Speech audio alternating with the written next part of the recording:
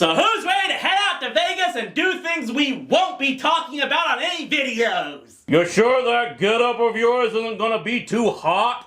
Or, loud? Hey, if people are laughing at you because of your look, it means they're distracted while at the poker table. That's my philosophy. Someone's in an unusually good mood for an internet review. What can I say? We ended up having a good spring this year. I ended up having a bunch of good TV shows to review. Big Bang Theory is finally dead and gone. Things are finally looking on the up and up. I'll just need to check my emails over here, and then we can get set to head on out.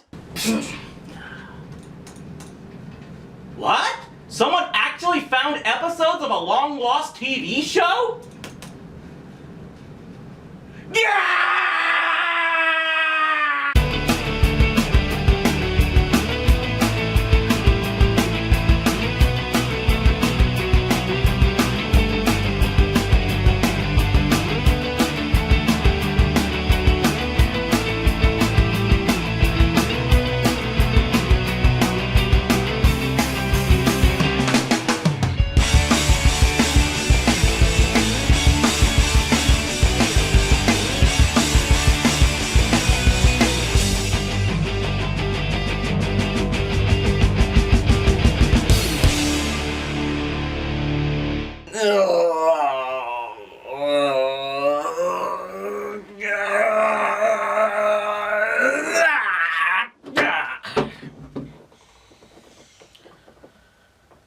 I think that most of you by now know that there have been a lot of TV shows that I've wanted to review from the very beginning of TV trash, but it's taken me this long to get to them due to it being so hard to get the episodes needed for a review. And good freaking night has this thing been long overdue! Ladies and gentlemen and others, I present to you the reigning, defending, undisputed, dumbest sitcom ever devised by humankind. Hi, honey, I'm home. Satire can be a very difficult subject to handle because there is a fine line between good-natured and mean-spirited when ridiculing anything. And self-aware parody doesn't necessarily grant you any favors in that department. Which is what Nickelodeon tried to do a little less than 30 years ago. By the early 1990s, their nighttime lineup, Nick at Night, had achieved great notoriety for its airing of several classic TV programs, mostly from the 1950s and 60s. I will not deny that this was what got me interested in older TV shows all the way back in my younger years. Ironic because it seemed like the network was aiming at people much older than me at the time. Its primary promotion campaign back then was all about waxing nostalgia, selling itself mostly to people who were not satisfied with modern-day TV and yearned for the good stuff they had grown up with. I guess someone in the network office decided that was prime fodder for some self-aware mocking, as in 1991, they greenlit the first original series created specifically for Nick at Night. Sort of. Hi, Honey, I'm Home, which was filmed at the now-defunct Nickelodeon Studios that was housed at Universal, Florida, was originally advertised as the first ever instant rerun. An episode would first air on ABC's TGIF block and then rebroadcast just 2 nights later on Nick's nighttime lineup. And let's get this out of the way right now. No, as far as I can tell, this series has no connection to a certain other show with a similar title that we do not speak of ever again. Believe me, we've got plenty to talk about on this thing alone. So let's finally get into it. This is Hi Honey, I'm Home. We start with what is clearly supposed to be a typical 90s family and not the funny types displayed in the shows of that time period. No, this one has a single mom who is overworked taking care of 2 kids that her ex-husband left her with. The oldest son is a slacker who sits around watching TV reruns, and the youngest is a delinquent. What is that? Nothing. Yeah, a hot nothing. I want that out of this house now. Chill out, Elaine. Don't call me Elaine. Damn, the Simpsons and the Bundys would tell these creators to lighten up on portraying TV families. And starting tomorrow in this time slot, Joni Loves Chachi. Hey, they're taking off Hi Honey, I'm Home. Wow, so we found a network executive dumber than Jamie Kellner. Ah, the more innocent times when a favorite show went off the air and you worried you could never watch it again. The days before DVD collections and streaming sites and torrents that will infect you with enough viruses to take out several Independence Day aliens. Anyway, the mother wants the kids to come with her to meet the new family that moved in next door, and let's just say this new family doesn't fit in somewhat. You must be the wacky neighbor. Nice to meet you, Mike, Elaine, and Sydney Skunk. I'm Honey Nielsen. Here's something else you'll need. Mace. Perfume. I was wondering if I could get you to sign my petition supporting a woman's right to choose. Choose what? My husband, Lloyd, never lets me sign anything unless he's read it first because, well, you know how we women are. This doesn't ever let up, people. If you all want to duck out now and come back when the summer spectacular starts, I won't blame you at all. And guess what? The eldest son, Mike, actually thinks that these new neighbors look kind of familiar. Wait a minute. Aren't you? No, we're not, Brownie. Because he may be an idiot, but there is one thing that he is not, and that is an idiot. Trust me, this thing can make some parts of even Family Guy look smart by comparison. Some parts. Jeez! The whole bleeping world's gone nuts! Today, I try to help a little old lady cross the street, and she mugs me. And then, someone tries to steal our car with me in it. It's Satan's playpen out there, I'm telling you. It's... Hi, honey, I'm home. Gosh, what's the worst thing that could happen? Oh, Pooh. Oh no, this whole disaster could have been easily prevented if someone had just had the intelligence to shut the door. So here's the explanation and the setting for this whole show. When a TV show gets canceled, the characters get moved into the real world through the sitcom relocation program, taking residence in any particular location around the world. I don't know which hole this show just ripped is bigger, the one in space and time or the one in my brain.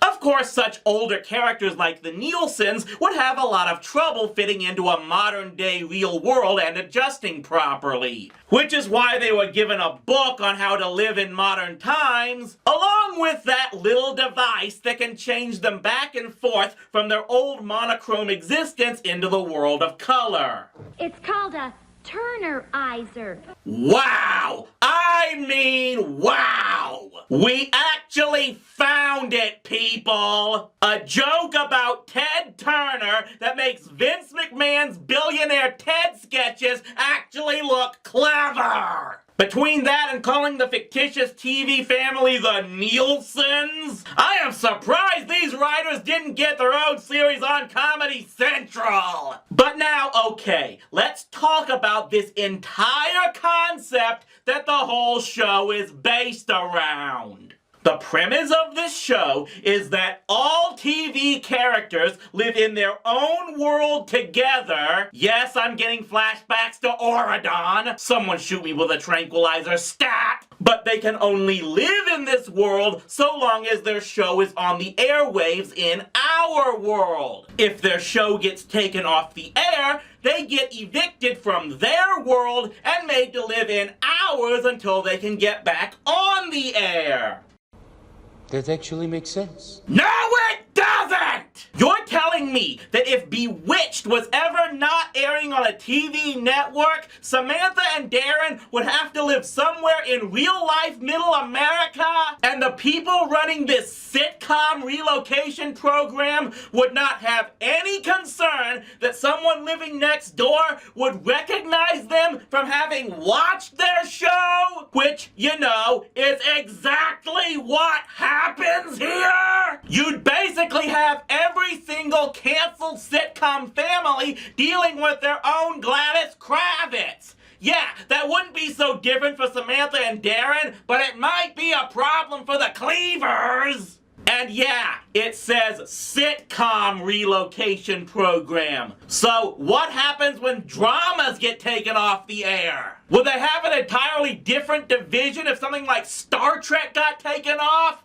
Who am I kidding? That show will be on forever. And yeah, for the record, when they refer to a show getting canceled, it means even the show's reruns getting taken off completely. If the reruns get picked up again, they're allowed to return to their own world. At least I think that's what they mean. But apparently in this universe, there's only one network in existence that airs reruns. How does this make any sense with the several networks that were available even back in the 90s? Yeah, I watched Nick at Night almost religiously, but it was TBS where I first caught reruns of I Dream of Jeannie, and Sci-Fi was where I first started watching Wonder Woman. Does Nick have a monopoly on reruns in this world? Insert your own Disney joke here. I bring this up because just about every episode features guest appearances from other TV characters that are apparently in the same relocation program. And we're talking about from shows that almost certainly would have gotten a time slot somewhere within the multiple networks. I mean, we find out in this first episode that Lloyd's boss in the real world is Mr. Mooney from The Lucy Show.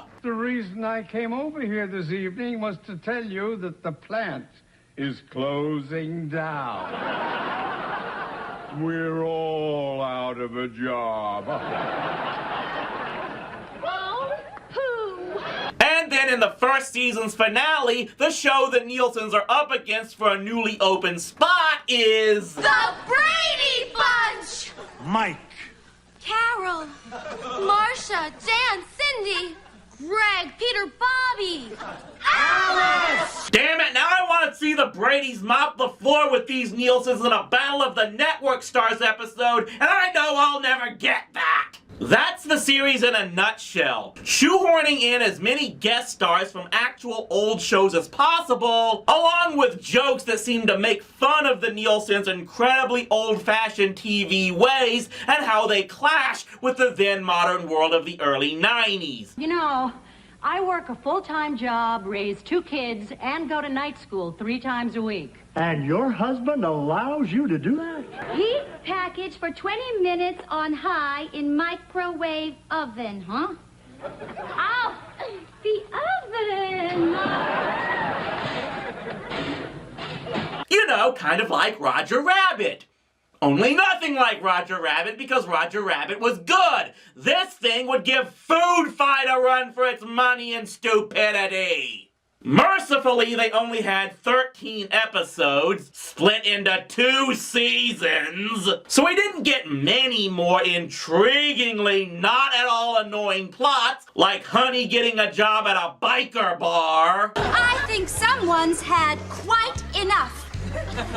I gotta have her. Elaine trying to teach Honey to be more assertive as a modern woman. No, no, no, no, no, no, no, no, no, no, no, no, no, no, no, no, no. What the hell are you singing about? And Mike having to teach Honey and Lloyd the facts of life. Just one question, Mike. Yeah, Mrs. Nielsen? What's sex? I'm out! Ugh, this show was a pain to endure. This is a concept that might have worked for a Saturday Night Live sketch or something, but to try and drag it out into a full series of half-hour episodes, it grates on you really quickly. I've always thought the idea of putting fictional characters into the real world was a dumb concept to begin with, but even stuff like the Rocky and Bullwinkle movie tried compared to this. It's like they wanted to lampoon both television of the past and modern day culture, only the former would just annoy the fans of classic TV that the network's viewership was built around, and the latter was a shot at the more jaded people of the time that weren't interested in tuning into Nick at Night anyway. I'm actually shocked that my viewers were able to help track down all 13 episodes of this show, because this is definitely one that deserved to be buried. But at least I can end this spring season by crossing off another show that deserved to get trashed. We'll try to get to the rest as soon as possible, including one that will be upcoming in just a few months. You'll find out what that is soon enough when TV Trash returns with the Summer Spectacular.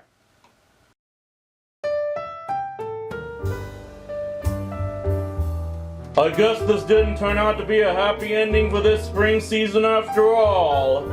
I wouldn't say that, Garfield. We're still going out to Vegas and doing stuff that probably half my fan base will lose all respect for me for doing. I still got to present my brand new t-shirt that hopefully will be on sale at rowdyc.com very soon. And more than anything else... Yes? I was afraid I was getting soft after 9 years of doing this racket, yet I was able to trash a TV show with as much vitriol and venom as I was to Stripperella or Unhappily Ever After.